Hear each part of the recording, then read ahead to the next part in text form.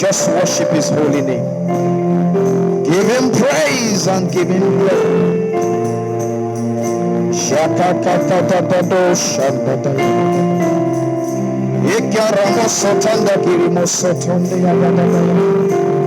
Okadadadadabadada debo shikaya.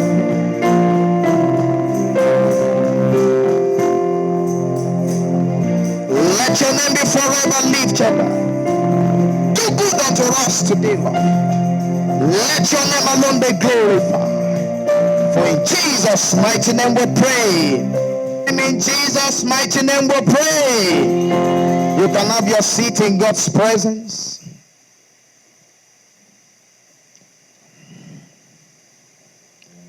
Today I'm going to be doing an exposition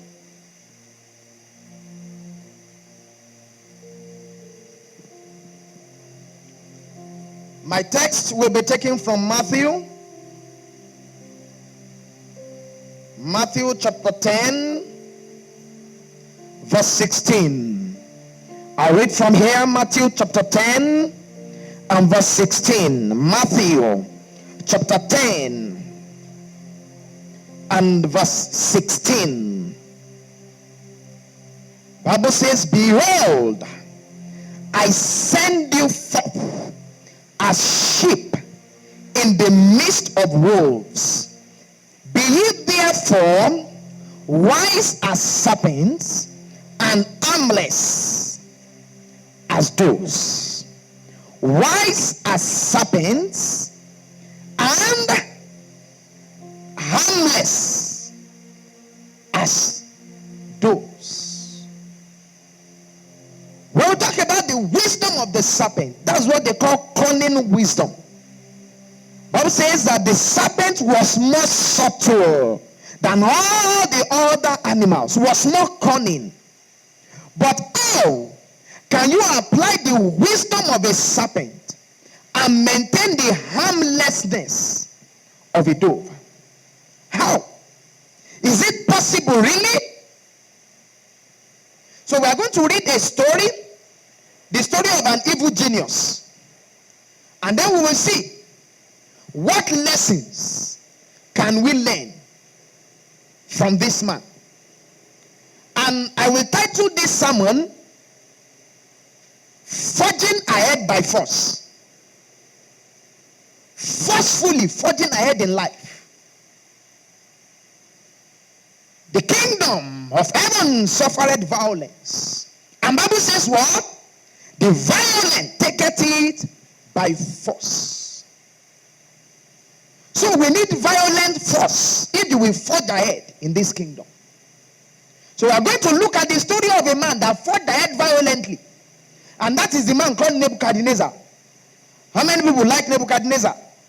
I know you don't like him. But let's read this story and then we are going to learn. Daniel chapter 2. Daniel chapter 2. We read from verse 1 to 8. Daniel chapter 2. From verse 1 to 8. Then I will explain. Please follow this story very well. Now in the second year of Nebuchadnezzar's reign, Nebuchadnezzar had dreams. And his spirit was so troubled that his sleep left him. Then the king gave the command to call the magicians, the astrologers, the sorcerers, and the Chaldeans to tell the king his dreams. So they came and stood before the king. And the king said to them, I have had a dream, and my spirit is anxious to know the dream. Then the Chaldeans spoke to the king in Aramaic, O king, live forever. Tell your servants the dream, and we will give the interpretation. Then the king answered and said to the Chaldeans, my decision is firm. If you do not make known the dream to me and its interpretation, you shall be cut in pieces. This is a wicked man. You had the dream, you forgot your dream. And you are imposing, you tell me my dream. Did I sleep? If I slept beside you, say, how can I know your dream? Maybe you tell me the dream, I can give you interpretation. You know there are books that interpret dreams today. Stupid books. If you see a pen laying head in your dream, this is what it means. What nonsense. I mean, people that buy that book, I pity those books, I pity them. You now start reading, if you see color red in your dream. Interpretation of dreams is per case. I mean, what nonsense? You eat in your dream, it means trouble. There are times that you sleep hungry and you eat. There is no devil behind your case, it was hunger. You've not eaten for 2 days, you dreamt that you are drinking garden and just dismiss the dream. It was your hunger. From the multitude of business, Bible says, come many dreams. It doesn't mean that dreams are not spiritual. There are dreams that are spiritual. If you think dreams are not spiritual, go and reevaluate. Dreams are highly spiritual. But there are some dreams that come from your thinking, your stupidity and all. I mean, you lost your phone and you've been looking for it, then you dreamt that you found the phone. How is that spiritual? You dream thinking about your phone. You are missing your parents and you dream to see yourself in Nigeria playing with people. Say, evil people are against me. They want to send me back home. Nobody is after you. Your mind is playing games on you. But where am I going? How will you have a dream? You had the dream for God. Me that I didn't have the dream. And they want to tell you your dream. And tell you the interpretation again. Cool down now. But this king insisted. Verse 6. Verse 5. The king answered, said to the Chaldeans, my decision is firm. If you do not make known the dream to me and its interpretation, you shall be cut in pieces, and your houses shall be made as an ash heap. However, if you tell the dream and its interpretation, you shall receive from me gifts, reward, and great honor. Did I ask for your gift? Sir, I don't want your gift, and I think I don't want your trouble. Just go. But you see, many times in life, enjoyment comes with commitment. The problem with our generation is that a lot of people who want enjoyment without embracing the commitment that follows. You can't enjoy without being committed to something. If you want to enjoy something, there must be a backing commitment. If you want to enjoy salary, you must be committed to going to work every day. Yes or yes? You can't sit down at home and expect somebody to pay you salary. You want to sit down in your home and you want a woman to be cooking for you. As a young man, you are tired of cooking. So get a job, get work, then get married. Pay bride price. Commitment. But you don't want the commitment. You don't want to pay bride price. You don't want to work. You don't want to put money on ground. You just want to sit down and shama. Let them bring food. Where is my food? Life doesn't work that way. Commitment, enjoyment. That's the problem also with the dating philosophy. Just date, nothing, let's just see, let's just see. No commitment. I'm not promising anything. I can give you wedding IVO, but let's just. I mean, some people have been heartbroken. Date a man for 6 years. And suddenly he brings wedding IVO and says, I want you to be the chief bridesmaid. Chief bridesmaid. The story of a lady lived with the man for about 5 years. Lived with the man. For about 5 years. Lived with the man for about 5 years. He was cooking, go to market, spend her salary on him. And one day came and gave her wedding IV in the same house that they were living. And the lady started crying. I said, no, you are like a sister to me. Hey. I mean, I'm telling you true stories. When they sent me the story, I forwarded it to some people. I said, see what is going on in this life.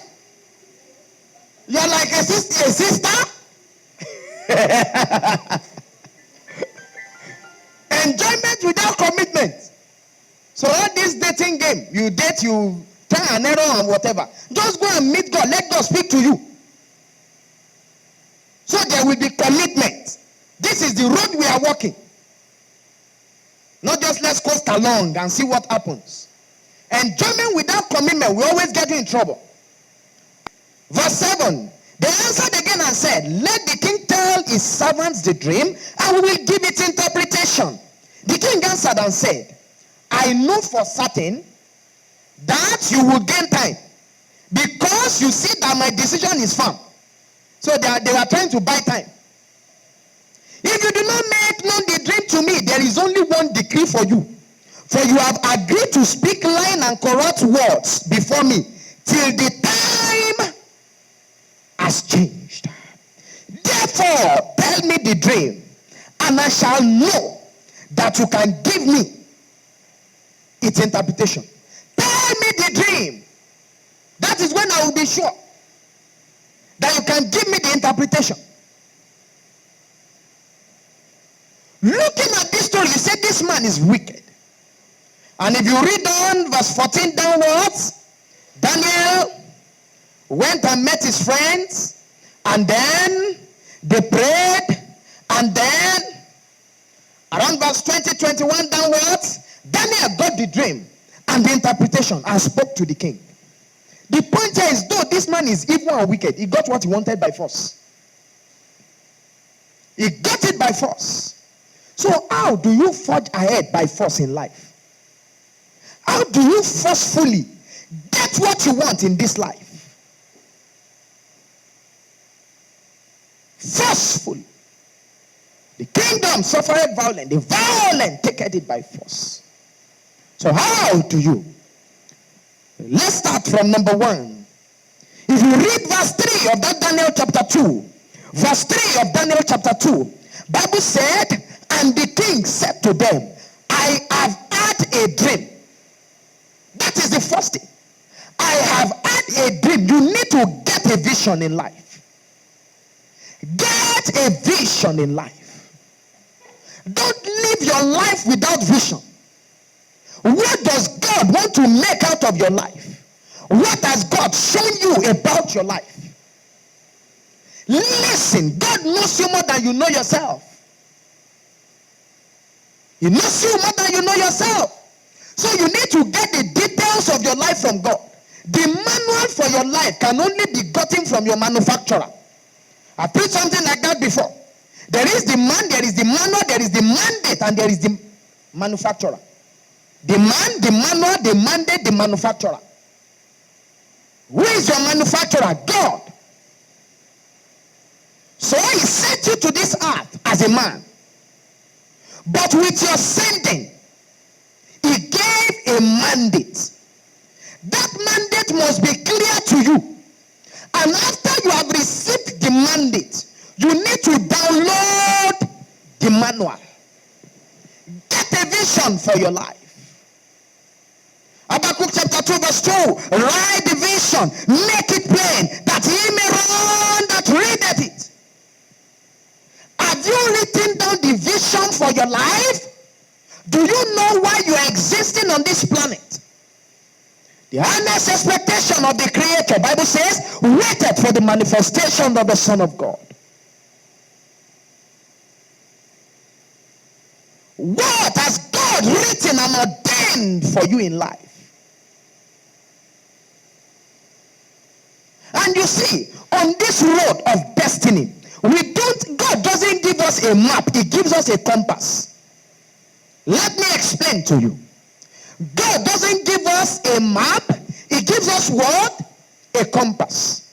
What is the difference? When you are following the direction with a map, you have the full picture before you, isn't it? You know what road to walk. After 10 meters, turn right, you know that is what is next. You see the full description. But when you are walking with a compass, you don't see the full description. What you do is focus on the compass and keep following wherever the compass leads you. That is how we walk the road of destiny. If you have the full picture all at once, most likely you didn't hear God. Most likely. And that is why some people don't walk the road of destiny. They wish I can just see everything all at once. No, you cannot. All you need is the compass. What direction do I follow? Part time. So go this way, you keep going. When the time has come for a detour, you make a detour. If the time has come for turning, you make a turn. You don't have the full picture all at once. So number one, I said you should do what? Get a vision from God. It says, I have had a dream, and my spirit is anxious to know the dream. And my spirit is anxious. That's the second thing. Anxiety in the spirit. That is what they call zeal. Zeal. My spirit is anxious.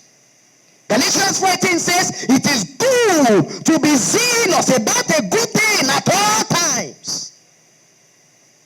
Good to be zealous about a good thing at all times. So you need zeal. You need zeal. There must be a passion within you. Your spirit must be anxious. Once you have gotten the detail from God, once you have gotten the picture from God, this is the direction God wants me to walk in life, then you must attach zeal to that road. You cannot go far without zeal, because there are situations of life that will rise up that you need your zeal to carry you through. But make sure you balance your zeal with wisdom. Praise God. Balance your zeal with wisdom. Zeal can destroy you if you don't have wisdom. A man in the Bible some years ago went to the zoo, UI Zoo. Said they should open lions then. Said his name is Prophet Daniel. How many people heard the story? Said his name is Prophet Daniel. Said let them open lions then. God will repeat the miracle of the Bible. They begged him, he refused. The man signed the document.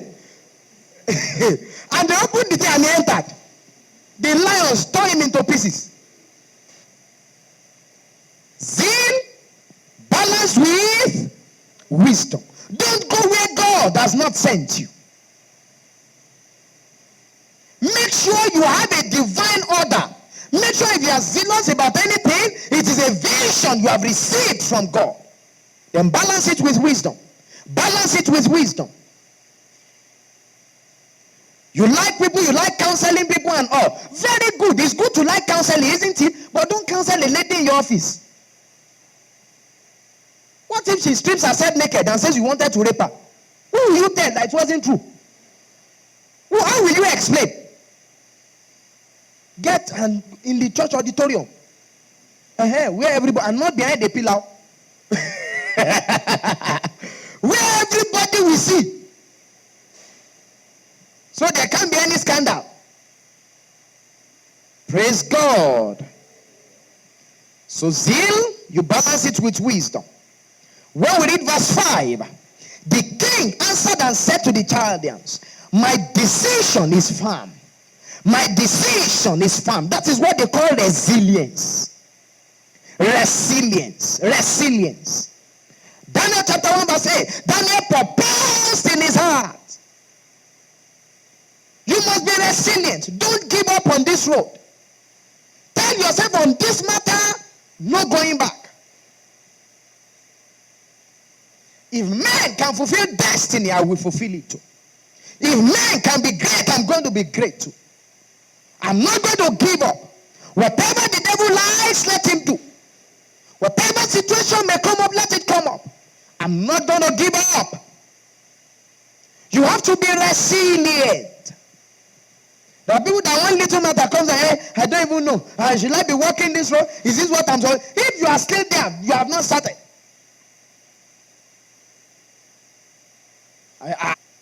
So you have to be resilient. Come with me on this road, we will keeping on.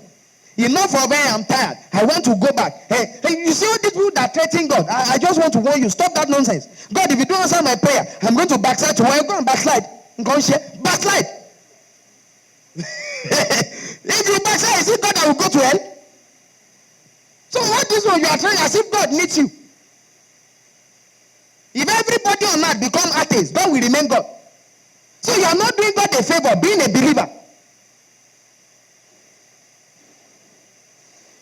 Number what am I now? Number 3, let me read number 4 now. Verse 8. The king answered and said, I know for certain. I know for certain. Certainty.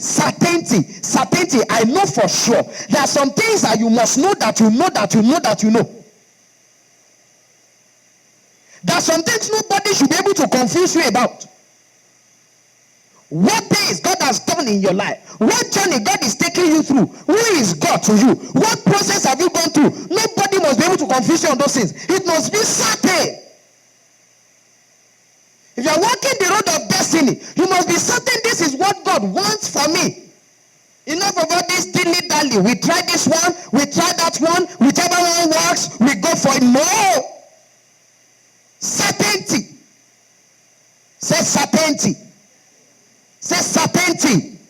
Assurance. There's something you must be certain about. Your salvation is one thing you should be certain about. The giftings of God in your life is another thing you must be certain about. The role that God wants you to work is something you must be certain about. Certainty. I'm going to round up very soon. I know my time is almost up now. Number 5 is it. Verse 9. If you do not make known the dream to me, there is only one decree. There is only one decree. That is focus. Focus. Focus. Focus. There is only one decree. Only one. Philippians 3:13. Paul said, this one thing I do. Not this many things I attempt. Jack of all trades, master of none. You can't be doing here and there, here and there. They say this one, you are there. They say this one, you are there. Now, I like brothers and sisters that are zealous and want to work for God. But you can't be in choir, be in drama, be in ushering, be in financial, be in this, be in that. How many ones do you want to join? Focus on one. If you cannot do 2, good. More than 3, too bad. Must be candid with you. You can't do everything at the same time. You can't bite. You should not bite more than you can chew. You should not bite more than you can chew. Is it possible to be studying medicine, studying law, accounting at the same time? This one thing I do. You need focus. Focus. Stop all this trial and error. Once you are certain this is it, focus on it. Zoom in on it. Praise the Lord. This one thing I do. Number 6. Still on that verse 9, there is only one decree for you, for you have agreed to speak lying and corruption before me till the time, listen, till the time has changed. That's number 6. That is what I call seasons. You must know seasons in life. You must know what? Seasons in life. There are 2 kinds of time. There is one they call the chronos time. There's one they call kairos time. Chronos time is what the word from which chronology is derived. That is the calendar time. Today's date is May 1, May 2. That is the chronos. Tomorrow is May 3, chronos. May 4, chronos. 9 p.m. chronos. But kairos time, talk about auspicious seasons, divine moments. There are some church meetings that are your kairos moments that you must never miss. There are some programs that is where your kairos moment will happen. If you miss it, you have missed out. Lift up your hand. May you not miss your kairos moment in life. When God comes for you, you will not be missing. Kairos moments. Prepare for those moments in your life. I don't want to take too much time, but recognize time and season. Ecclesiastes chapter 9 verse 13, Ecclesiastes 9:13, he said the race is not for the swift nor the battle for the strong, but time and chance happeneth to them all. Ecclesiastes 9:11, sorry. Time and chance happeneth to them all. You must know when your time collides with your chance. There are times that no chance occurs for you. There are moments that chance show up, but timing is wrong. How many people have been there before? The chance is there, but your timing is wrong. There are times that your season and your chance collides. But But when that happens, you must be correctly positioned and correctly prepared. Your positioning and your preparation must be adequate for your chance and your time. The Messiah could have been born, but the timing was not ripe. When the timing was ripe, the Messiah came. The promise of the Messiah had been for long. Why did he come at the time that he came? Because nobody brought him down. But one woman, Bible calls Anna the prophetess, that was widowed from her youth. Bible says she stayed only 9 years with her husband, and she became widowed. And after the 9 years, Bible says she has stayed 85 years in the temple, praying day and night for the coming of the Messiah. 85 years non-stop intercession brought the Messiah. Correct preparation. How are you preparing for your own Kairos moments? If someone can stay and pray 85 years non-stop, I mean, what is your excuse? You say, come and do 18 hours non-stop prayer. You say, what? To every purpose in life, there is what? A timing. So get your timing correct. Watch out for your spacious moments. And finally, this morning, said till the time has changed. Let me talk a little about the change of time. You must know when seasons are changing for you. There are certain ages in this life that you must understand that seasons will change for you. Some of you may have passed some of the ages, but when you begin to have your own children, you should understand when the time has changed for your child. One of the ages that the time changed, the first age that time changes for a child is 7 days. That's the age of dedication. You see that in Israel, when the child is 8 days old, 7 days from the day of birth, that's when the child is 8 days old now. They bring him to the temple to dedicate him to God, isn't it? So that's the first auspicious age for a child. That's why in many cultures they do the naming ceremony on the 8th day. That's the origin of that. It's an ancient practice. Because that day is pivotal. Why didn't they choose 2 days? Why didn't they go for 15 days? Why that particular days? And it's the same in almost all cultures. There's a spiritual reason behind it. That's the age of dedication. Whatever happens to the child around that period will determine what course his life will follow. 8 days, the first one. After that, when the child is 8 years, the time that someone heard the voice of God, he was 8 years old. So by the time your child is 8, you must have trained him in intimacy with God. He must know God and understand God very well. And by the time he is 12, at the age of 12, Jesus argued with the professors. He discussed intelligently with them. They were astonished at his wisdom. It means by the time your child is 12, at least he must have read the Bible through from cover to cover. You said, what, 12-year-old? Yes, 12. You must have read the Bible from cover to cover. Then the next age is the age of 17. At 17 was when they sold Joseph into slavery. 17 was the same age that, what's his name? David killed Goliath. So it means at age 17, there must be what they call divine separation. That was the age that David separated from his father and went to the battlefield. So there must be divine separation. You can't be tying yourself to the apron of your parents at 17. You must begin to walk the road of your own destiny and kill your giants. You must conquer your major battles at 17. Then at 21 is the age of adulthood. That is when a man in Israel is inducted into manhood. So by the time you are 21, you have your induction into destiny. You have your induction into leadership. You must be functioning as a leader somewhere when you are 21. If by the time you are 21, there is no way in life you are leading, something is wrong somewhere. After 21, the next age is age 30.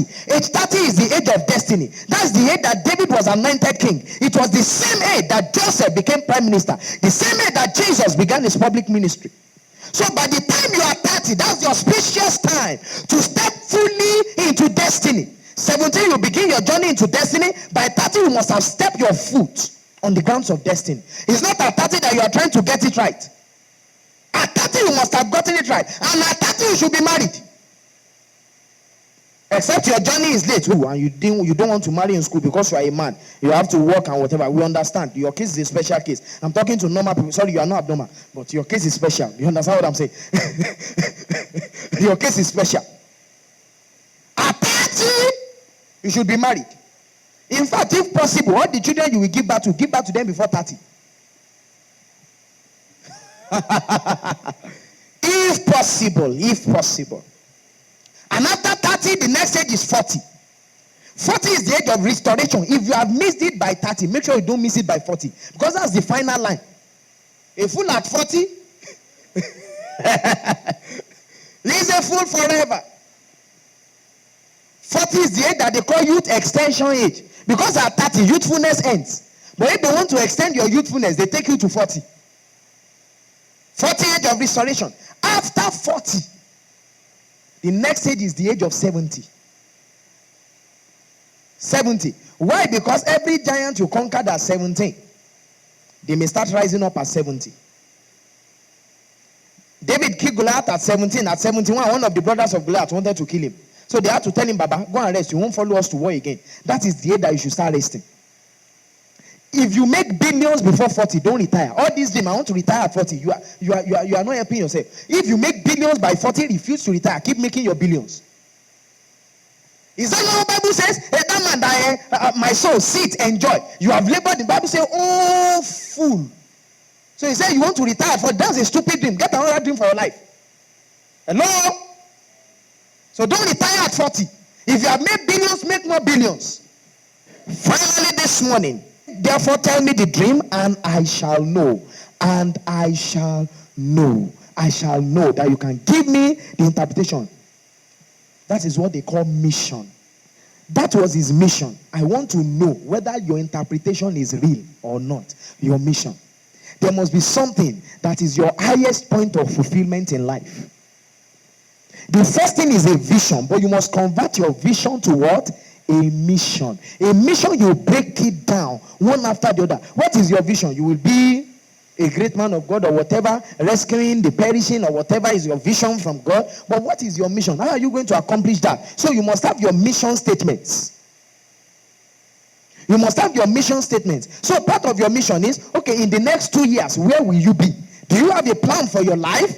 Do you have your goals broken down with time attached? Break mission statements. Mission. What is your mission in life? What are you going towards in life? And I want you to look inwards now. Look at those 7 points. Where are you lacking? Is it that you don't have any vision from God? Or yes, you have a vision from God, but you lack zeal? So rise up on our feet. You want to pray now. You have zeal, but no resilience. You are so resilient about it, but you are not so sure yet. No certainty. Or yes, you are certain about this thing, but you have an issue with focus. You can't just focus. There are too many side attractions. Or yes, you have gotten your focus right, but you can't talk of your season. Maybe you have missed the Kairos moment, or you are still waiting for your own time. Or yes, you have your timing now. But what is your mission? What is that point of fulfillment? You can't pinpoint it yet. Today is the day. Lift up your voice and pray.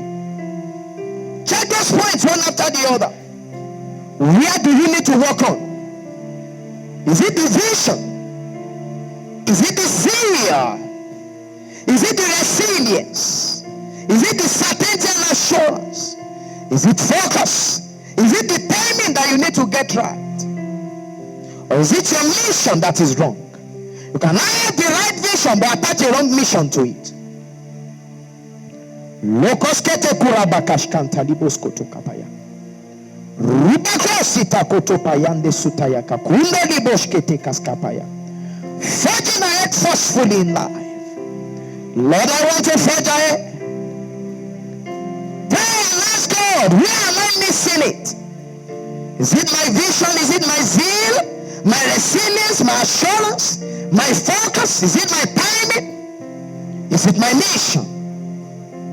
Thank you, Holy Spirit of God. Spirit of the living God, we worship. Lift your hands to Jesus now. Ask Lukos Kepuriga. Rokoshida lika koperia kaskanto dishko polo boshketiza. Rakokita kulo kosko polika kunda kesaya. If the devil had known, he wouldn't have allowed you to come to this meeting. But you came here today, you must forge ahead. No devil can stop it. No headed demon can hinder you no longer. For everyone that lacks a vision, I stand in the name of Jesus. Deep, connect unto deep. I summon the deep of your spirit. Open up to the deep of the spirit now. Catching the vision for your life and existence. Your mandate in life being clear to you today. In the name of Jesus. Oh, is it your heart that you need to get right? Zeal is lacking. Let there be a passion battered forth in your spirit today. Let there be a stirring forth and an unrest in your heart.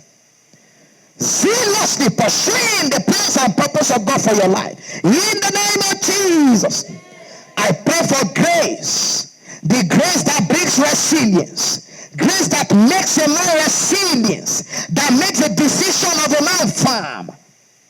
Grace that makes a man decide no turning back. You have looked back many times. You have turned back many times. But this moment, I speak for resilience upon your heart. Let the Holy Ghost cheer you on. And with firmness, decide on your journey. In the name of Jesus. I pray over you certainty.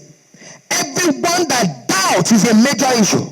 The major things in your life are being doubted. The things that meant for your destiny are being doubted. You are not sure of your journey and your process in life. I beg for that assurance now. In the name of Jesus, I release encounters and revelation that brings assurance and certainty. In the name of Jesus. Is it your focus that you need to get right? You are looking at too many directions. You are looking at too many things at the same time. Oh, let your heart begin to open up now.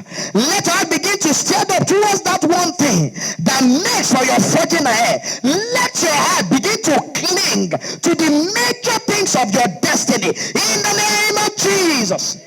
I open you up to your Kairos moment. The auspicious seasons of your life, you will not miss it in the name of Jesus. When God comes for you, you will not be missing. When God comes for you, you will not be lacking out in the name of Jesus. When your Kairos moments come, you will be correctly positioned, you will be correctly postured, you will be correctly prepared in the name of Jesus. I pray for you. You will be on time and on target in life in the name of Jesus. Sweetness, restfulness. We describe your journey in the name of Jesus. Like the flight of an arrow, I speak over you accuracy, precision, impact in the name of Jesus. I speak upon you speed in the name of Jesus. Let God help you to break down your journey step by step into missions attached with time, and let the Holy Spirit see to it that they are accomplished as at when deal. In the name of Jesus, you will not be behind in life. In the name of Jesus, everyone that has lost time, I speak divine restoration. Every year that the cankerworm, that the locust, that the palmerworm has eaten, I speak, let them be restored in the name of Jesus.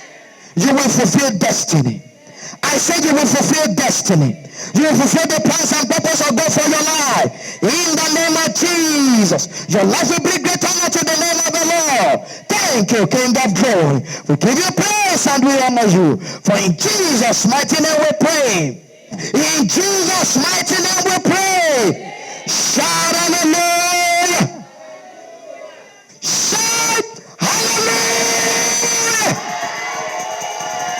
Amen. Put your hands together for Jesus.